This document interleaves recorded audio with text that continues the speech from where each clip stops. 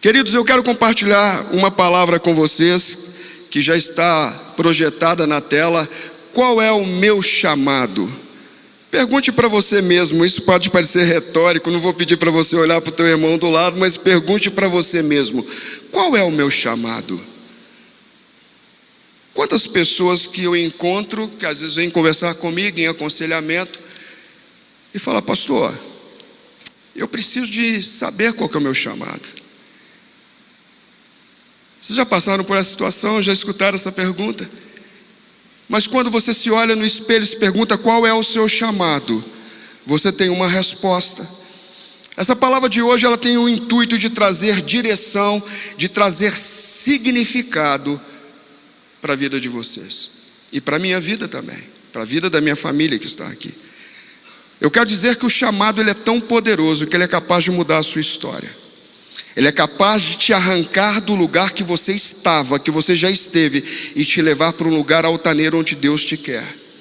Ele é capaz de mudar as suas emoções, ele é capaz de mudar as suas percepções, ele é capaz de mudar o seu entendimento e a sua perspectiva da vida.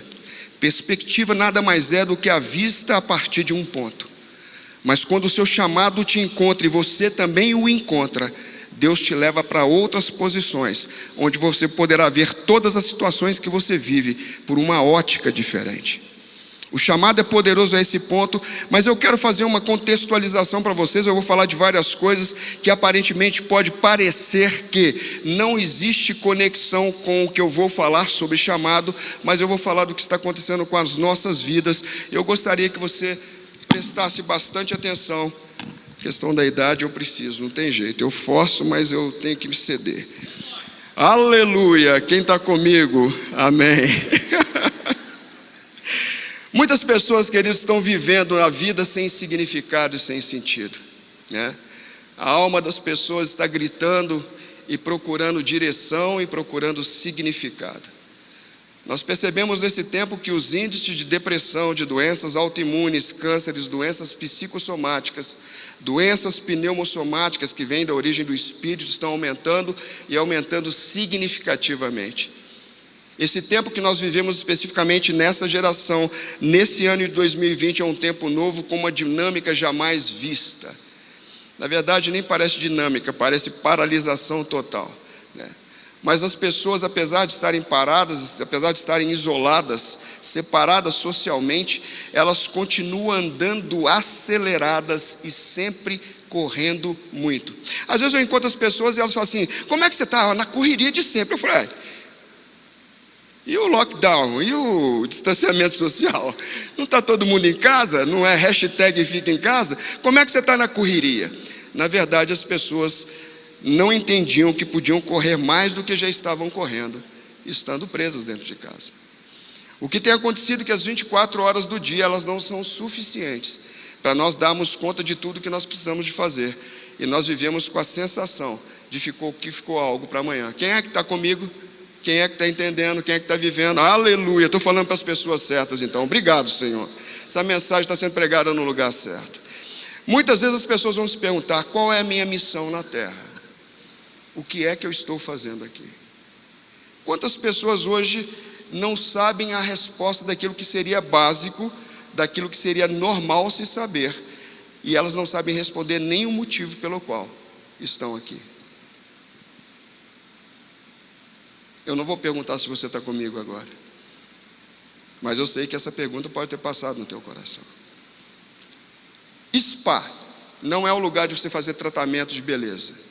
SPA é síndrome do pensamento acelerado. É uma doença que foi descoberta por um renomado médico brasileiro. Ele é psiquiatra, psicoterapeuta, professor, doutor, pesquisador, escritor, chamado Augusto Cury. Com certeza você já ouviu, tem livros maravilhosos. Amém? Um homem sensacional. O SPA, ou essa síndrome do pensamento acelerado, ela é prejudicial, extremamente prejudicial à saúde mental, à saúde física, né? ela trabalha como que uma hiperconstrução de pensamentos que vão acontecendo na nossa cabeça e vai desgastando o nosso cérebro. Na verdade, essa hiperconstrução poderia ser chamada de uma dificuldade de nós gerenciarmos as informações que nós recebemos, porque nós vivemos uma época no passado onde o problema que nós tínhamos era a falta de informação. Os mais seniores lembram disso. Nós não tínhamos Google, nós tínhamos que ir para a biblioteca, a pesquisa era feita no papel amasso, e às vezes tinha que usar uma Barça, que a gente não tinha em casa, pelo menos eu não tinha. Tinha aí na casa de um irmão que era de um vizinho, de um amigo que era melhor de situação, e tinha lá os livros, ou então na biblioteca municipal. Mas hoje nós temos um problema reverso, que é o excesso de informação, e as pessoas não têm condição e não se sentem preparadas para gerenciar essa quantidade de informações que recebem. Isso gera uma hiperconstrução no cérebro e que acaba causando um quadro de transtorno, de ansiedade, que assustem vocês e fiquem pasmos, 80% da população brasileira. O spa é extremamente prejudicial, como eu já disse, ele é extremamente prejudicial para a mente e também para o corpo, aí que entra o detalhe, prejudicando o desenvolvimento de capacidades que são essenciais para que o ser humano possa gerar, criar, ser inventivo. Ele acaba perdendo energia, isso acaba dificultando a sua capacidade de criatividade, de reflexão e até mesmo inibindo projetos pessoais que ele tem desenhado para o seu futuro. E por entrar em frustração, ele começa a perguntar: o que eu estou fazendo aqui? Nada dá certo, nada funciona, nada acontece, parece que eu estou perdido, parece que eu estou só. Uma das principais causas desse distúrbio é o excesso de informação, como já citei, que nós somos submetidos todo dia, todo tipo de informação. Entenda-se que, se nós pegarmos o exemplo da Covid-19, da SARS-CoV-2, nós vamos perceber o quanto que as pessoas estão assustadas por muitas verdades, meias verdades e muitas mentiras que têm sido ditas na televisão. E isso, quando chega na mente das pessoas, isso aqui não há nenhuma censura de forma alguma, eu quero que vocês entendam. A mente de cada pessoa é básico dizer isso, pertence à pessoa, isso é óbvio, mas cada um vai reagir de uma forma diferente. Isso desencadeia um esgotamento mental. O cérebro decide então roubar energia. E roubar energia de onde? Dos músculos. Aí você fala: pastor, eu estou em casa, mas eu estou me sentindo tão cansado, eu estou me sentindo esgotado, porque esse processo, que é um processo bioquímico, ele vai roubando energia dos músculos, e você começa a se sentir cansado, enfadado, sem força para fazer as coisas. E isso pode influenciar nos nossos objetivos pessoais, profissionais, porque sem forças é mais fácil de desistir. Repita comigo, por favor: sem forças é mais fácil de desistir. Vocês concordam com isso? Quem tem orado assim: Senhor, me dá força, Senhor, me dá força? Então, querido, você está entendendo o que eu estou dizendo. Também eu quero dizer que estresse, ansiedade e depressão, eu quero fazer algumas colocações para a gente entenda isso um pouco mais.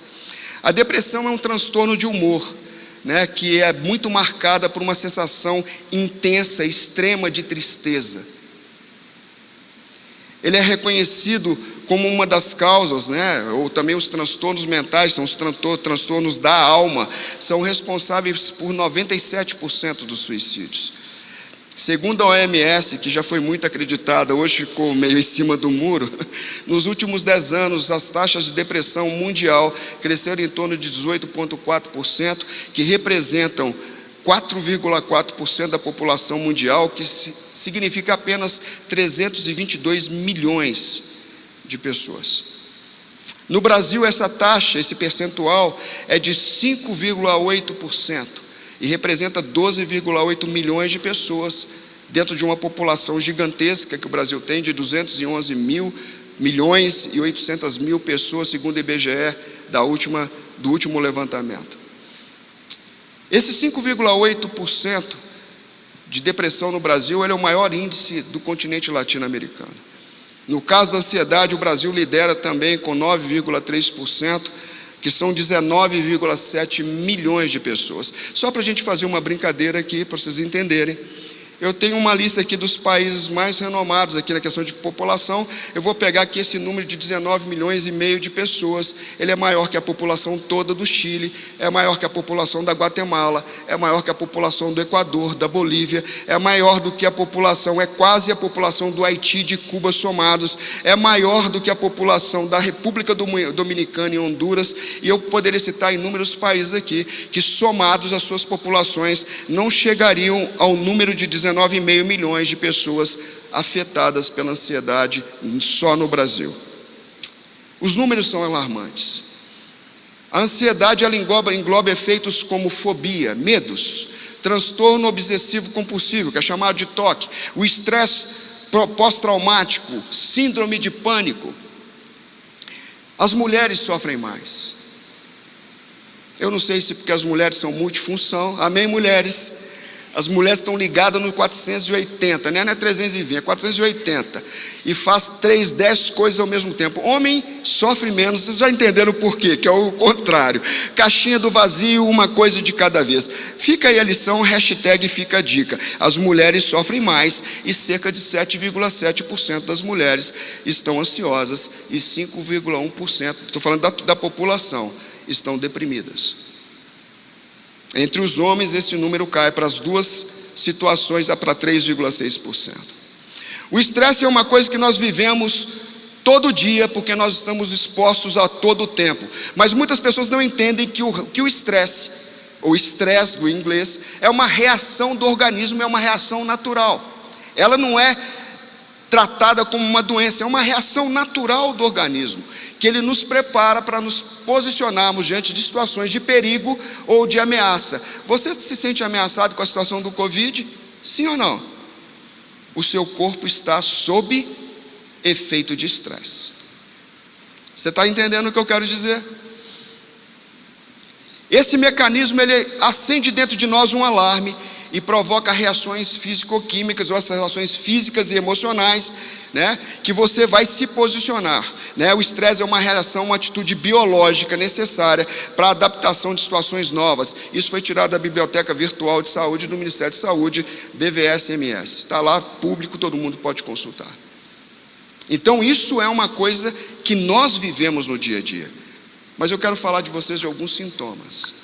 E aí você pode se encontrar em algum deles. Dores de cabeça, dores de estômago, gastrite, dor no peito, diarreia, constipação, baixa imunidade, frequentes resfriados, infecções, náuseas, tonturas, perda de libido, sudorese excessiva, problemas dermatológicos, que são as principais, essas também são as principais causas da falta de sono ou da alteração do padrão de sono que leva à insônia aguda ou à insônia crônica.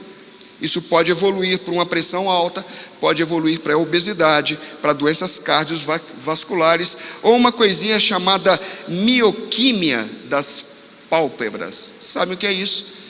Já sentiu sua pálpebra tremendo? Aleluia, tem gente rindo, mas é isso. Já sentiu? Isso é uma derivação do estresse. Obviamente que existem outras causas para isso, né? Mas normalmente é uma situação temporária, onde você sente que você realmente está com o humor alterado, vivendo de uma forma sob pressão. O estresse, essa terminologia, é uma expressão que é muito comum na física. Eu, quando garoto, eu me formei em mecânica industrial. Então, quando eu estava na aula de resistência de materiais, na engenharia civil também é assim, era muito comum a gente falar de termos que tinham a ver com estresse. Quando a gente está falando dos materiais, quando a gente falava de tensão, de cisalhamento, de torção, de capacidade de flexão, de compressão, tudo isso eram forças que eram aplicadas sobre os materiais e que iam produzir neles reações ou deformações ou até rompimento, né? Tensão de cisalhamento, tal lá da letra grega, né, que identificava essa força, era quando você esticava muitas vezes um metal e ele chegava até o seu limite de escoamento e o limite de escoamento é quando ele esticava até o ponto que ele se rompia. Muitos de nós estamos nos sentindo assim. Parece que nós estamos sendo esticados e parece que em algum momento nós vamos entrar em cisalhamento, em rompimento. Essa palavra é muito comum e a gente sabe que esse estresse, ele é provocado pela adrenalina, pelo cortisol, pela noradrenalina ou norepinefrina, esses nomes bonitos. Mas quando acontece por pouco tempo, isso é saudável, é positivo. Mas quando fica por muito tempo, adoece. A ansiedade é uma doença grave relacionada com o futuro. Falamos do estresse, mas a ansiedade é uma doença grave relacionada com o futuro. A pessoa que sempre tem receio de tudo que está por vir. E a depressão é uma doença relacionada com o passado, com algo que é um peso para a sua vida, para a minha vida. E a pessoa se sente incapaz de expressar esses sentimentos e tem medo de lidar com essas situações. Essa fala é da professora Aline Campos, da FMRP, da USP, falando sobre esse tema. Então, quero começar a pregar. Vamos controlar o horário. Procure identificar nos exemplos bíblicos o que eu vou citar agora para você, entendendo o seu chamado e os seus efeitos. A primeira coisa que nós temos que entender, o ponto 1, é a consciência da existência do chamado. Amém? O primeiro ponto diz que Jesus chamou todos em seu comissionamento. Todos nós temos um chamado. Pastor, eu não sei qual, mas todos nós temos um chamado e nós precisamos ter essa consciência. A Bíblia diz: ide, portanto, fazei discípulos em todas as nações, batizando-os em nome do Pai, do Filho e do Espírito Santo de Deus, ensinando-os a guardar todas as coisas que vos tenho ordenado, e eis que estou convosco todos os dias da consumação do século. Todos foram chamados, existe uma ordem, um comissionamento de Jesus, mas existe uma promessa da presença conosco todos os dias. O segundo ponto que nós temos que entender nessa consciência do chamado é que o chamado revela que Deus conta conosco, Deus conta comigo, Deus conta com você, a despeito das situações que nós vivemos. E em Marcos capítulo 16, 15 e 20 ele vai dizer assim: e disse-lhes: ide por todo mundo e pregai o evangelho a toda criatura, quem crer e for batizado será salvo, quem porém não crer será condenado. Estes sinais hão de acompanhar aqueles que creem em meu nome: expelirão demônios, falarão novas línguas, pegarão em serpentes, e se alguma coisa mortífera beberem, não lhes fará nenhum mal. Se impuserem as mãos sobre os enfermos, eles ficarão curados. De fato, o Senhor Jesus, depois de lhes ter falado, foi recebido no céu e assentou-se à destra de Deus. Seja adorado, Jesus. E ele, tendo partido, pregaram em toda parte, cooperando com eles o Senhor e confirmando a palavra por meio de sinais que se seguiam. Queridos, Jesus está contando com você. Eu não sei o meu chamado, Jesus está contando com você, Ele te comissionou. Você pode sair, você pode falar sobre Ele, você pode falar do amor dEle, você pode interagir com as pessoas, você pode orar pelos doentes, você pode visitar os doentes, você pode clamar pelas pessoas, você pode sair e fazer a obra que o Senhor te comissionou, e os sinais vão te seguir. É importante citar também que na consciência do chamado, o chamado diz respeito a Deus em nós. Em 1 Coríntios 1, 21 diz: visto como na sabedoria de Deus, o mundo não o conheceu por sua própria sabedoria. O mundo, com todo o intelecto, com toda a inteligência, com toda a perspicácia que eles têm, eles não conseguiram conhecer a Deus pela sua própria sabedoria. Mas continua o versículo: aprove a Deus então salvar os que creem pela loucura da pregação. Nós somos loucos porque nós cremos, amém? Você pode aplaudir o Senhor? Aprove a Deus nos salvar pela loucura da pregação. Apesar que toda a sabedoria do mundo não foi suficiente e não é suficiente para fazer-nos conhecer a Deus. Em Gálatas 1, 13 a 17, Paulo está narrando sobre si. Ele diz: porque ouviste como foi o meu proceder outrora no judaísmo. Ele foi perseguidor da igreja, como sobremaneira perseguia a igreja de Deus e a devastava. E na minha nação, quanto ao judaísmo, avantajava-me a muitos na minha idade, sendo extremamente zeloso das tradições dos meus pais. Quando, porém, ao que me preparou antes de eu nascer, Preste atenção que Deus está falando com você. Ao que me preparou antes de eu nascer e me chamou para a sua graça, aprove revelar o seu Filho a mim, para que eu pregasse entre os gentios, sem detença. Não consultei carne e sangue, nem subi a Jerusalém para os que já eram apóstolos antes de mim, mas parti para as regiões da Arábia e voltei outra vez para Damasco. O que ele está dizendo? Quando aprove a Deus revelar a mim seu Filho, porque ele me separou, ele te separou antes da fundação do mundo. Eu não perdi mais tempo, eu saí sem detença, eu não comecei a dar satisfação para as pessoas, eu simplesmente saí e comecei a fazer aquilo que ele colocou no meu coração, que foi anunciar os seus filhos àqueles que não conheciam. Qual é o meu chamado? Consciência do chamado também nos ensina que o chamado e o propósito de Deus para o homem são inclusivos. Gênesis 3, 14 e 15. Vocês conhecem a história de Adão lá com Eva e a serpente sagaz e astuta enganando a mulher, e a mulher trazendo o fruto para o homem opta por ouvir a mulher ao invés de continuar ouvindo o que Deus havia falado com ela. Mas existe uma sentença, porque Satanás tentou tirar o homem do plano de Deus, mas o chamado de Deus, ele é inclusivo. Glória a Deus. Deus não nos deixou fora do seu chamado, e ele revela isso na maldição que ele decreta sobre a serpente, que é Satanás. Então o Senhor disse à serpente: visto que como fizeste isto, maldita é entre todos os animais domésticos, e o és entre todos os animais selváticos, rastejarás sobre o teu ventre, e comerás todos os dias da tua vida o pó. Porém inimizade entre ti e a mulher, entre a tua descendência e o seu descendente, Jesus. Ele vai te ferir a cabeça, e tu lhe ferirás o calcanhar. Quando Jesus vem, ele nos aproxima de Deus. Ele nos traz de volta para o lugar de onde Satanás fez de tudo para nos tirar. Deus nos fez como sua coroa da criação, e Satanás, por inveja, queria nos tirar de lá. E ele fez tudo para que isso desse certo, e conseguiu em parte, mas Deus enviou o seu Filho para me resgatar, para te resgatar, para te colocar de volta no lugar que é seu. Você pode adorar a Deus? Também em Mateus 16, 18 a 19, a palavra diz: também eu te digo que tu és Pedro, e sobre essa pedra edificarei a minha igreja, e as portas do inferno não prevalecerão contra ela. Dar-te-ei as chaves do reino de Deus, e o que ligares na terra terá sido ligado nos céus, e o que desligarem na terra será desligado no céu. Eu acho o máximo isso quando eu falo de inclusão, porque nós estamos falando de um homem simples, de um pescador, de um homem iletrado, de um homem que não tinha preparo intelectual, de um homem que sabia só pescar. Não que pescar seja alguma coisa fácil ou que seja uma coisa menor, amém, queridos? Mas eu digo que aquele homem, ele não era preparado intelectualmente.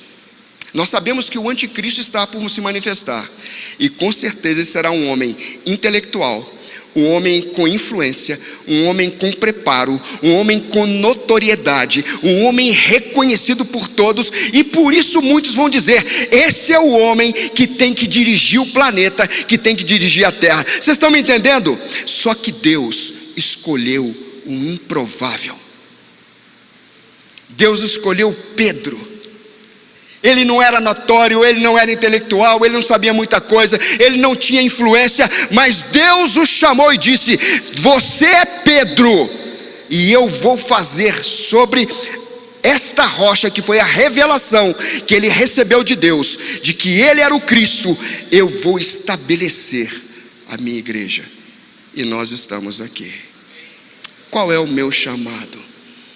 Pedro entendeu o chamado que Jesus fez para ele e continuou a segui-lo.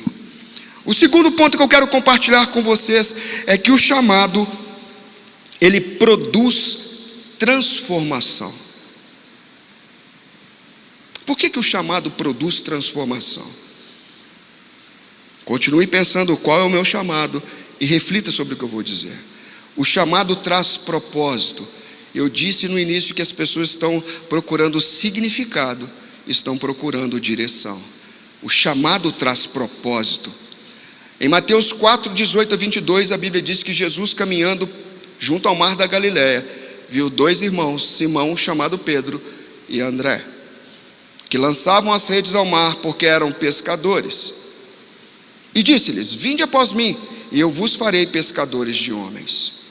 Então eles deixaram imediatamente as redes e o seguiram. Passando adiante, viu outros 2 irmãos, Tiago, filho de Zebedeu, e João, seu irmão, que estavam no barco em companhia de seu pai, consertando as redes, e chamou-os. Então eles, no mesmo instante, deixando o barco e seu pai, o seguiram. O poder do chamado, que traz significado para aquilo que nós não podemos perceber outrora, quando nós estamos envolvidos no nosso trabalho, quando nós estamos envolvidos nas nossas atividades, quando nós estamos envolvidos naquilo que nós costumamos fazer no dia a dia. Jesus passa diante de nós e fala: vem e segue-me. A palavra foi tão poderosa que eles entenderam que eles tinham que largar os barcos. E Tiago e João não largaram só os barcos, mas largaram também o seu pai e o seguiram. O chamado traz um profundo significado e uma direção inquestionável que Deus coloca no teu coração. Que Deus começa a mover no teu coração e você sabe que é uma voz maior, é uma voz única que está te chamando, é uma voz única que está te comissionando para segui-lo. E você toma decisões de largar coisas que te prendem para fazê-lo. O segundo ponto, quando o chamado produz transformação, é que o chamado não considera o nosso passado. Preste atenção. O chamado não considera o nosso passado.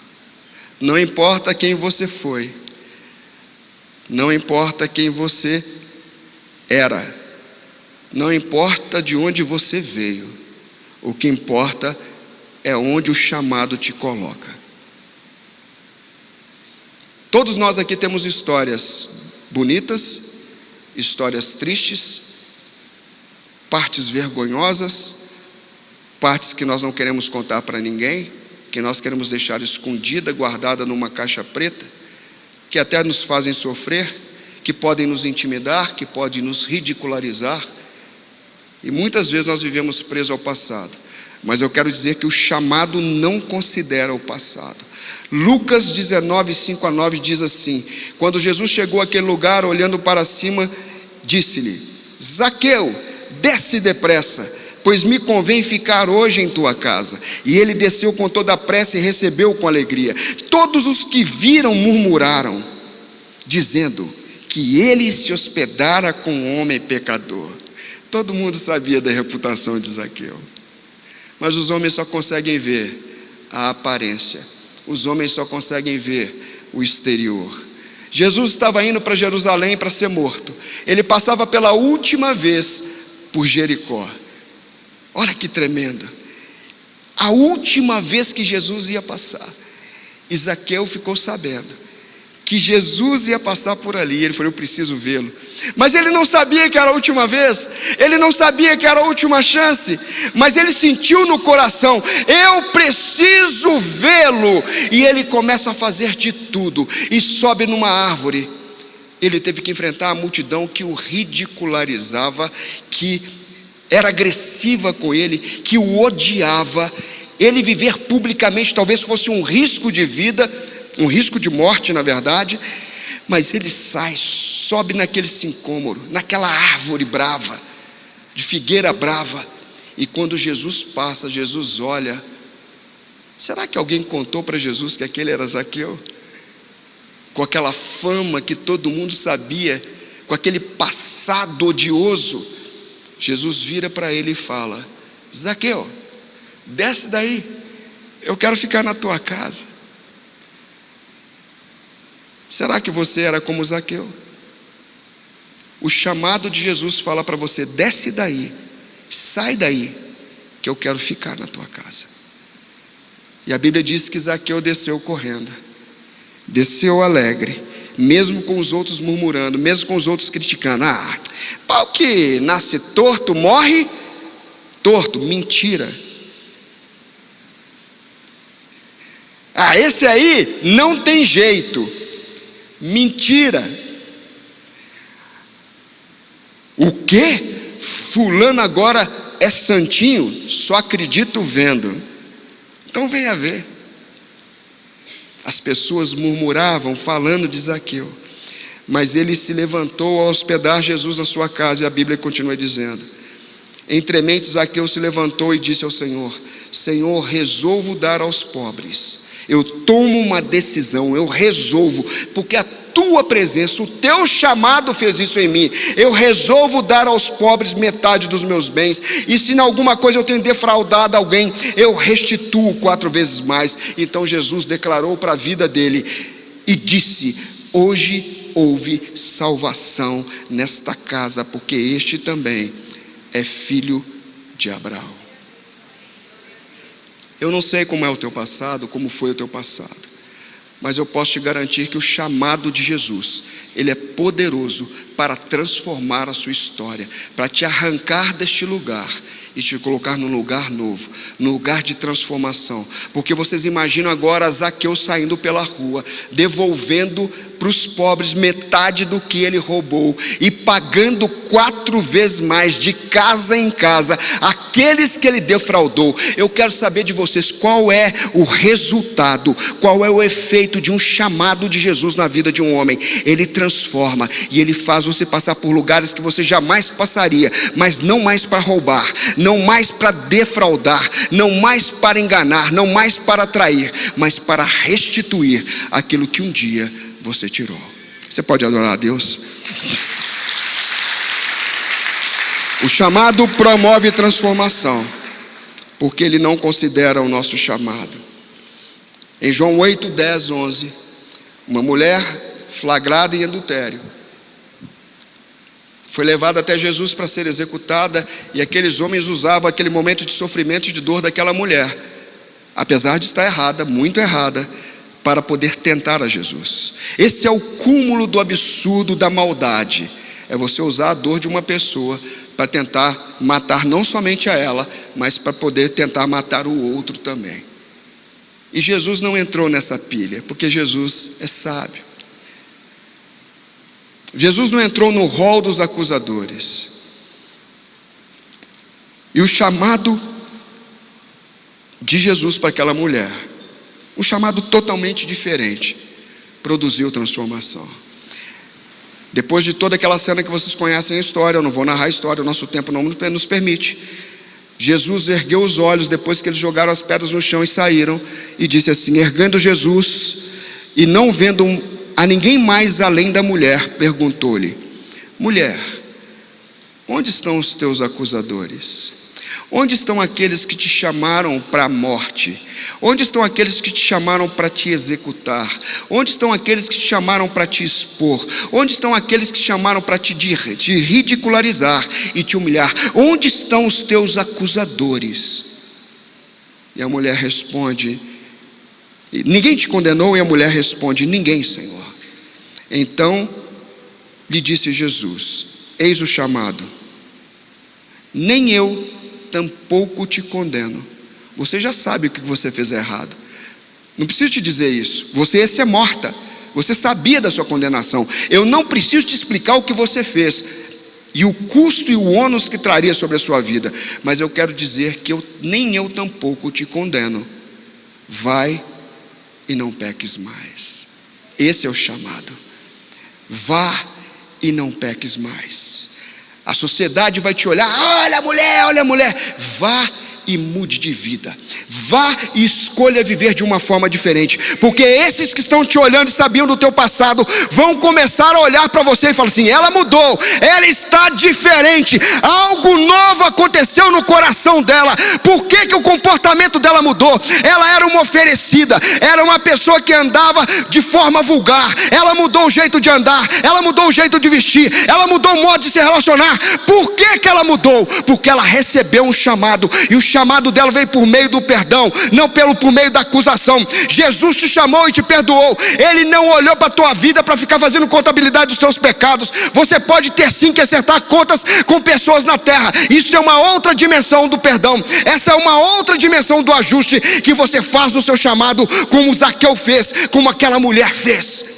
O chamado tem poder para transformar. O chamado tem poder para te arrancar daquela vida, daquele costume, daquele hábito, daquela prisão e te levar para um outro nível de relacionamento e disposição.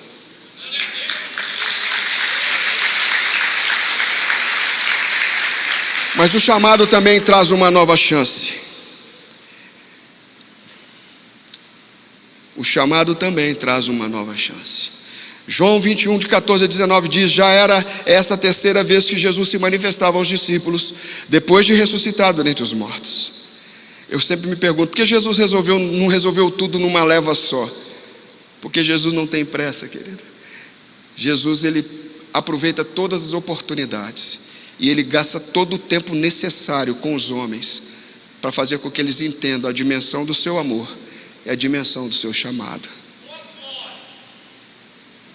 Depois de terem comido, perguntou-lhe Jesus a Simão Pedro: Simão, filho de João, amas-me mais do que a estes outros? E ele respondeu: sim, Senhor, tu sabes que eu te amo. E ele lhe disse: apacenta os meus cordeiros. Tornou a perguntar a segunda vez: Simão, filho de João, tu me amas?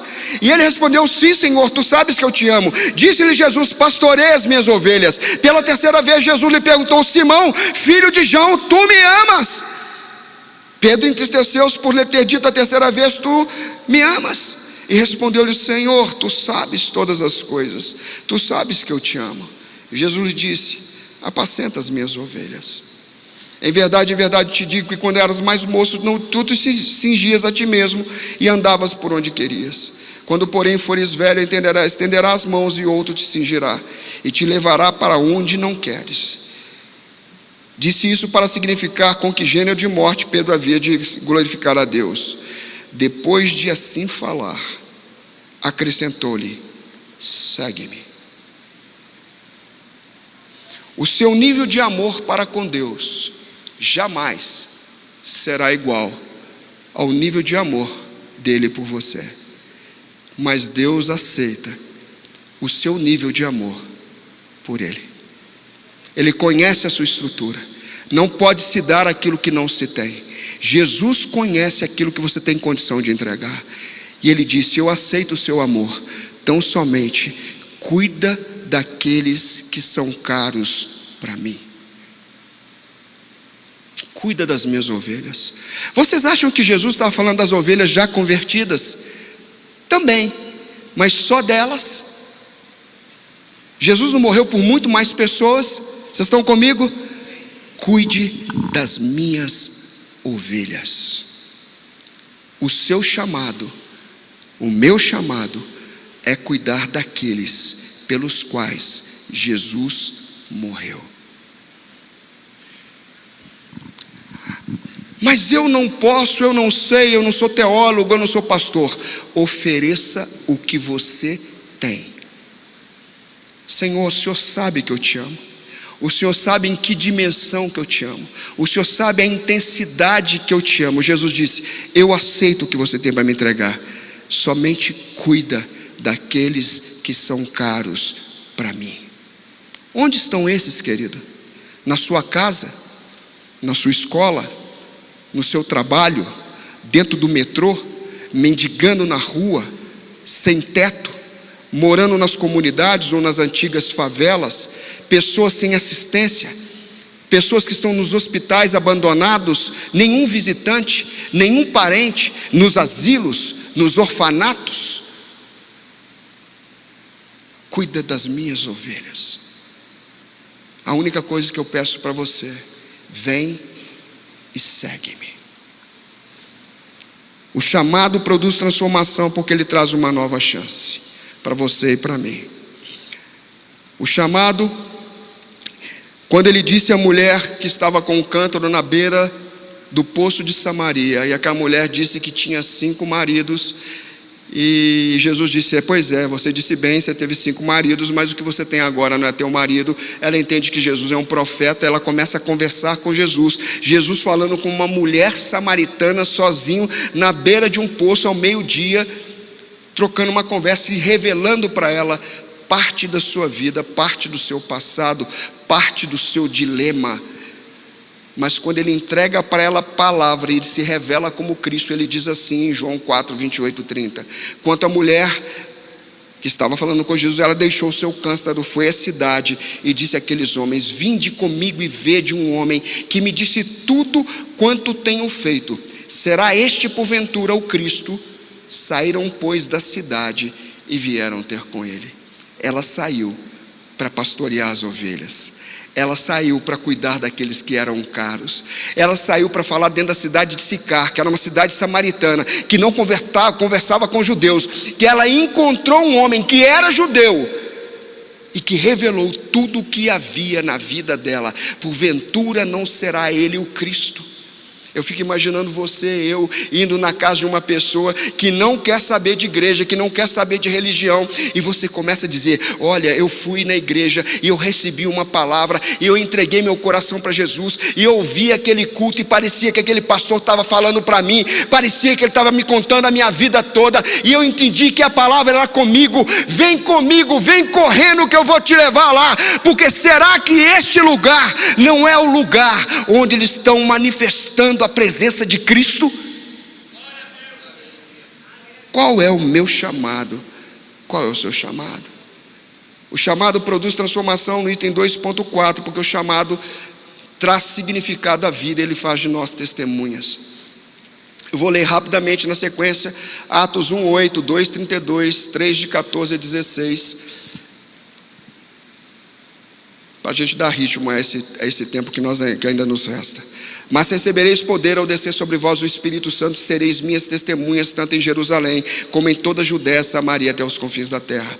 A este Jesus, Deus o ressuscitou dos mortos, do que todos nós somos testemunhas. Isso eles falando de agora, depois de Pentecostes. Eles estavam escondidos, acuados, com medo dentro de um cenáculo, mas veio a promessa do Pai, o Espírito Santo veio. Agora eles vão para fora, eclesia, chamados para fora, e eles vão pregar, e eles vão testemunhar. E agora eles não estavam mais com medo da morte, eles não estavam mais intimidados, eles não estavam mais oprimidos, trancados no lugar, em isolamento social, mas eles saem para fora com coragem e começam a dizer a esse Jesus: Deus o ressuscitou dos mortos, do qual todos nós somos testemunhas. Vós porém, falando para os religiosos, vós porém, Atos 3, 14 e 16, vós negastes o santo, o justo, e pediste que vos concedessem um homicida, Barrabás, Dessarte, matastes o autor da vida, a quem Deus o ressuscitou dos mortos, de quem nós somos testemunhas. Pela fé em o nome de Jesus é que aquele aleijado que estava na Porta Formosa, fortaleceu este homem que agora vedes e reconheceis. Sim, a fé que vem por meio daquele Jesus deu saúde a este homem perfeita na presença de todos vós. É Jesus confirmando a palavra, é Jesus mostrando os sinais e tirando o medo daqueles que estavam acuados, porque eles entenderam o chamado, eles entenderam o significado, eles receberam uma direção e eles falaram: eu não posso ficar recluso onde estou, eu preciso sair e falar desse amor, e os sinais seguirão aqueles que creem no meu nome. Não diz respeito a nós, mas a Ele. Não diz respeito a nós, mas ao que Ele fez. E a palavra continua em Atos 5, 30, 32 e 1 Pedro 3, 15. O Deus de nossos pais ressuscitou a Jesus, a quem vós matastes pendurando no madeiro. Deus, porém, com a sua destra o exaltou a príncipe e salvador, a fim de conceder a Israel o arrependimento, a remissão dos pecados. Ora, nós somos testemunhas desses fatos, e bem assim o Espírito Santo que está em nós, que vai junto com você, quando você testemunha de Jesus, que Deus outorgou àqueles que lhe obedecem. Quando você vai testemunhar, quando você sai para fazer uma obra de Deus, você não está sozinho. Quando você começa a declarar a palavra, o Espírito Santo começa a agir em você e a testemunhar junto com você, a colocar palavras na sua boca, dizendo que Jesus é aquele que trouxe a oportunidade do arrependimento e da remissão de pecados. Qual é o meu chamado? Pastor, fala para mim. Eu espero que a ficha caia. Qual é o meu chamado? Antes santificai a Cristo. Pedro 3,15. Antes santificai a Cristo como Senhor em vosso coração. Preste atenção. Não é santificar a Cristo como Salvador, porque como Salvador você já ganhou o céu, amém? Vida eterna, amém? Glória a Deus. Querido, você pode aplaudir o Senhor, você já ganhou o céu. Mas aqui ele não está falando para você santificar a Cristo como Salvador. Santificai a Cristo como Senhor em vosso coração, como aquele que é o seu dono, como aquele que te dá direção, como aquele que manda, aquele que orienta, aquele que determina, aquele que te capacita. Ele é Senhor, você pertence a Ele, você não pertence a você mesmo. Faça isso, estando sempre preparado para responder a todo aquele que pedir a razão da esperança que há em você. Você é testemunha, você não tem que ser teólogo, você não tem que ser pregador, você não tem que ser pastor, você não tem que ser apóstolo, você tem que ser apenas a pessoa que foi salva por Jesus, que encontrou o Senhor, que Ele veio morar no teu coração. Você tem apenas que contar para as pessoas o que Jesus fez por você. Ao invés de ficar perdido no chamado, sem saber o que você tem que fazer, fazendo perguntas: qual que é o meu chamado? O que eu devo fazer? Saia da tua casa, da tua posição, e comece a contar para todo mundo o que Jesus fez na tua vida, como Ele te transformou, de onde que Ele te arrancou, de onde Ele te tirou. É o Deus que te traz alegria no meio da tristeza, é o Deus que te traz paz no meio das lutas, a despeito das lutas. Ele é Deus. Conte para todo mundo. Não deixe a sua energia guardada, não deixe o estresse, não deixe a ansiedade, não deixe a depressão roubar a energia que você tem. Fala: Senhor, me fortaleça, Senhor, me revigora. E usa a sua energia para testemunhar do santo. Mas para isso você tem que santificar a Jesus no teu coração como Senhor. O chamado revela onde está o nosso coração. O terceiro ponto: o chamado é perfeito. Diz Mateus 19:21. Disse-lhe Jesus: se queres ser perfeito, vai e vende tudo que tens, dá aos pobres, terão um tesouro nos céus. Vem e segue-me. Ele está falando para o jovem rico, preso nas riquezas dessa terra. Queria o céu, queria se ver Jesus no sentido de cumprir todos os mandamentos. Mas quando Jesus cita para ele que ele estava escravo de alguma coisa, que ele precisava se largar, se livrar daquilo, o coração dele foi revelado. Mateus 6:21 diz assim: porque onde está o teu tesouro, aí também o teu coração. O versículo 24, eu não sei se ele está disponível também, acredito que sim. Ninguém pode servir a dois senhores, porque ou há de aborrecer a um e amar a outro, ou se devotar a um e desprezar ao outro. Não podeis servir a Deus e às riquezas. Qual é o meu chamado? Onde está o meu coração? Eu falei de Caim e Abel. O assunto não era oferta, o assunto não era dinheiro, o assunto não era se era gado ou se era vegetais. O assunto era onde está o teu coração. Não importe do que você trata, o objeto que está em discussão, mas o que importa é o que te motiva. O chamado é perfeito, porque ele revela o que está no nosso coração. O chamado também nos capacita a atrair a outros. Lucas 5:27-29, chamado de Levi, diz assim: passadas essas coisas, saindo, viu um publicano chamado Levi, que também é Mateus, é o mesmo Mateus, assentado na coletoria e disse-lhe: segue-me. Ele se levantou, deixando tudo. Que empregão, gente, emprego público, ganhando, talvez fosse um coletor da Receita Federal aqui no Brasil. Deu para vocês entender o recado? Ele levantou, ele largou tudo e o seguiu. Então ele vai agora para casa acompanhando Jesus, porque ele o segue e fala: não, vou te levar na minha casa.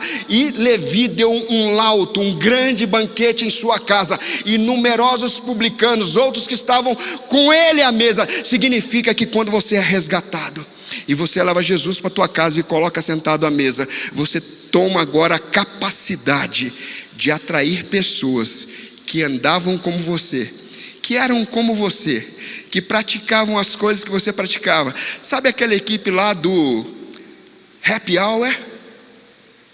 Que às vezes Jesus não estava lá.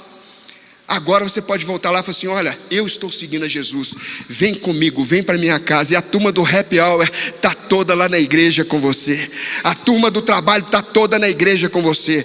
A turma da escola está toda com você. Sabe por quê? Porque Jesus te tirou de um lugar e te capacitou a atrair pessoas que viviam como você vivia, como eu vivia. O chamado é perfeito, porque ele não só te arranca de um lugar, mas ele faz com que você atraia outros, mesmo que muitos vão ficar criticando, como o verso continuaria dizendo: olha, ele se assenta para comer com os pecadores. O principal chamado, já estou caminhando para fechar, o 4.1, chamado para se reconciliar com Deus. Tudo me foi entregue pelo meu Pai. Ninguém conhece o Filho senão o Pai, e ninguém conhece o Pai senão o Filho e aquele a quem Ele quiser revelar. Vinde a mim, todos vós que estáis cansados e sobrecarregados, e eu vos aliviarei. Vocês entenderam o que eu falei no início da pregação? Das cargas do estresse, da depressão, da ansiedade, dos pesos, dos sintomas. Vinde a mim, todos vós que estáis cansados e sobrecarregados, e eu vos aliviarei. Tomai sobre vós o meu jugo e aprendei de mim, porque sou manso e humilde de coração, e achareis descanso para a vossa alma, porque o meu jugo é suave e o meu fardo é leve. Eu não vou colocar mais peso em vocês, queridos. Eu vou tirar o peso de sobre vocês. O seu chamado não é pesado. O seu chamado tem um jugo, sim, o jugo que traz direção, mas ele é leve. Ele é leve, não tem peso. Tem muitas pessoas vivendo na igreja com medo de assumir compromissos, com medo de ter de carregar peso. Não foi para isso que Jesus te chamou. O 4.2 diz que o chamado é simples e o chamado é direto. Então disse Jesus a seus discípulos: se alguém quer vir após mim, a si mesmo se negue, tome a sua cruz e siga-me. O chamado é simples. Você quer seguir Jesus? Pare de ficar considerando um monte de coisas. Simplesmente tome a sua cruz, negue-se a si mesmo e vem com a gente. Siga-me, vem com a gente.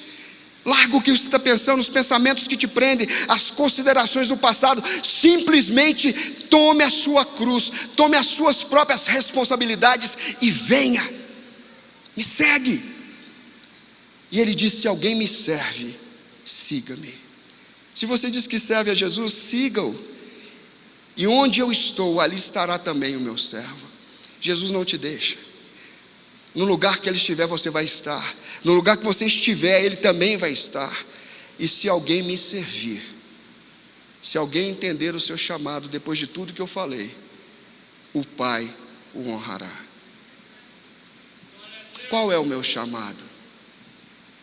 Pastor, qual é o meu chamado? O chamado, item 4.3, para a gente fechar. O chamado nos salva e nos torna filhos.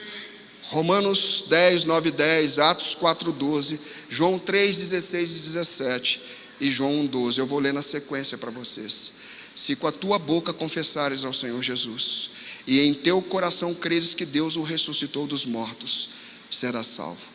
Porque com o coração se crê para a justiça e com a boca se confessa a respeito da salvação.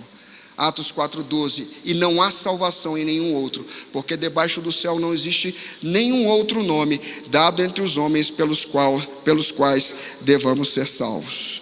Porque Deus amou o mundo de tal maneira que deu o seu Filho unigênito, para que todo aquele que nele crê não pereça, mas tenha a vida eterna. Porque Deus não enviou o seu Filho para que julgasse o mundo, mas para que o mundo fosse salvo por ele. Jesus não veio para te apontar os erros que você já sabe, os erros que talvez muita gente já saiba. Jesus veio para te salvar. Jesus veio para te libertar. E quando ele faz isso e você se entrega a ele, ele diz assim: mas a todos quantos o receberam, quanto a todos aqueles que aceitaram essa mensagem e o receberam, deu-lhes o poder de serem feitos filhos de Deus, a saber, aos que creem no seu nome. Afinal, qual é o meu chamado? Qual é o seu chamado? Você foi chamado para ser salvo por Ele e ser feito filho de Deus. Você foi chamado para servir com alegria. Venha servir a Deus com alegria na Yah Church. Venha servir a Deus com alegria, se apresente. Nós temos vários ministérios precisando de ajuda. Nós temos o Yah Kids, nós temos ação social, nós temos a área de consolidação que eu estou assumindo agora junto com o pastor Israel. Nós temos a visitação, a capelania. Nós precisamos de nos apresentar. Você foi chamado para deixar tudo para trás, aquilo que te prende ao mundo, para segui-lo. Você foi chamado para atrair pessoas tais como você era e tais como você vivia, para que possam conhecê-lo. Você foi chamado para experimentar o refrigério e o descanso nele, mesmo em meio a lutas, mesmo em meio às provas, mesmo em meio às dificuldades e às tentações. Você foi chamado para ser livre e não escravo do pecado e nem escravo dos homens. E eu finalizo dizendo essa palavra para os jovens que talvez não tenham muitos aqui, mas poderão ouvir depois. Jovem, Deus chamou vocês porque vocês são fortes, não porque vocês são experientes, porque vocês não são. Experientes são aqueles que estão na sua frente, são os mais idosos, são os seniores. E você só consegue uma obra de sucesso quando você une força com experiência. Chegue perto dos pastores que estão na tua igreja, peça conselhos. Não faça como Roboão, que desprezou aqueles que eram conselheiros junto com Salomão. Prestem atenção, eles eram conselheiros junto com Salomão, o homem mais sábio da terra, e ele resolveu pedir conselho para os amiguinhos. Você quer crescer com maturidade, jovem? Procure uma pessoa sênior para te discipular, uma pessoa sênior para ser seu mentor, para te dar conselhos. Some a sua força com a energia, a sua energia com aquele que tem sabedoria e experiência. Não sejam sábios aos seus próprios olhos. Talvez você tenha entrado nessa igreja pela primeira vez, ou você já esteja aqui há muitos encontros. Talvez você na internet esteja nos vendo pela primeira vez, ou esteja acompanhando o apóstolo Martini há muito tempo e os cultos da igreja, mas você talvez não tenha entregado a sua vida para Jesus. O chamado, ele só dá direção e significado quando nós passamos pelo primeiro passo, que é entregar a nossa vida para Jesus e aceitá-lo como Senhor e como Salvador da nossa vida. Eu tenho certeza que Ele trará significado, que Ele trará direção para a sua vida e respostas para aquilo que você tem perguntado. Se há aqui neste lugar ou na internet alguém que não entregou sua vida para Jesus, que queira fazê-lo agora, eu peço que você levante a sua mão e nós vamos orar por você. Se há alguém aqui neste lugar que não entregou sua vida para Jesus, por favor, faça um sinal. Na internet, se você está fazendo essa decisão, eu vou orar com você. Aqui presencialmente nós não temos ninguém, mas eu vou fazer essa oração com você que está desse lado, que eu não estou te vendo, mas você está me vendo. E eu quero que você repita essa oração comigo. Senhor meu Deus e meu Pai, eu reconheço que sou pecador, peço perdão pelos meus pecados, confesso que não estava dentro dos teus planos e estava longe de ti, mas eu peço que o Senhor me aceite, que o Senhor me acolha nos teus braços. Eu aceito a Jesus Cristo como meu único e suficiente Senhor e Salvador. E desta forma, Pai, torna-me teu filho, pois eu te aceito como meu Pai. Escreve o meu nome no livro da vida, e eu quero te servir por todos os dias da minha vida, até o Senhor voltar ou o Senhor me levar. Eu te agradeço por me receber como teu filho, em nome de Jesus, amém.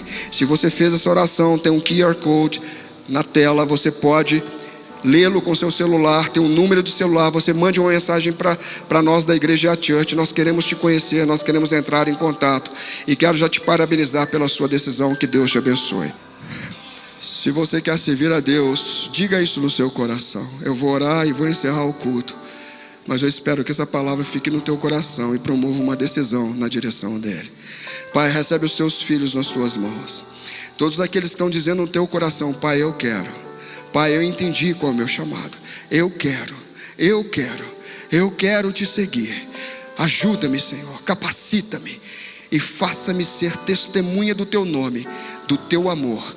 Eu quero trabalhar na igreja, eu quero me comprometer, eu quero ajudar nos ministérios, eu quero me apresentar para fazer aquilo que faltam pessoas para fazer, porque eu te amo e eu sei que onde eu estiver, o Senhor estará, e onde o Senhor estiver, eu estarei contigo e o Pai me honrará. Faça isso, Deus, eu te peço, no nome de Jesus. Que o amor de Deus, o nosso Pai, que a graça do nosso Senhor e Salvador Jesus Cristo, que as doces, plenas e constantes consolações do Espírito Santo estejam sobre vós, sobre a vossa casa, em nome de Jesus. Deus os abençoe. Excelente domingo. Vão em paz.